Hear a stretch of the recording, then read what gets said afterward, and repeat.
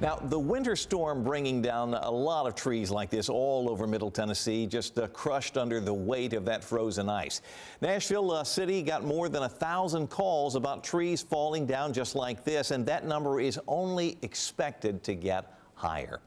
Falling trees causing a lot of property damage in addition to blocking some roads. The question is the danger over? Fox 17 News' Dennis Ferrier now live in North Nashville with the answer. Trees on the road, trees on cars, trees on houses, trees down everywhere. Too many to count. If you stood outside, you heard a sound like a rifle, and then limbs or entire trees crash into the ground. 1,000 of you called 911. Many more just witnessed the moments. Julie Schumann is so rattled by what happened yesterday, she won't drive. She is going to walk wherever she needs to go. Last night, she went to the hospital and heard horror stories. I also actually was at the hospital last night, and there was a bunch of people that came in with like blunt force trauma wounds from getting hit in the head with trees or falling on their car.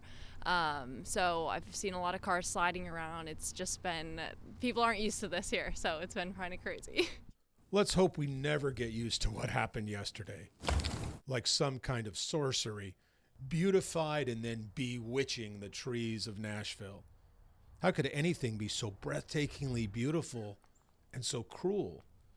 Now, what about all these gorgeous frozen trees we are seeing now, right now? Will they break when they start to thaw? Tennessee Tech Professor Emeritus Dr. Douglas Earhart says the trees will not fall while thawing. If more weight continues to apply on them, then more are going to break. But if they haven't broken already, and it gets warm enough that it melts off the ice, then they're probably going to tolerate it. That's the good news. The bad news is this ice will kill some of these trees, making them susceptible to falling with high wind. Hang tight, wait for the spring break and the budding of the branches and see which ones are still alive.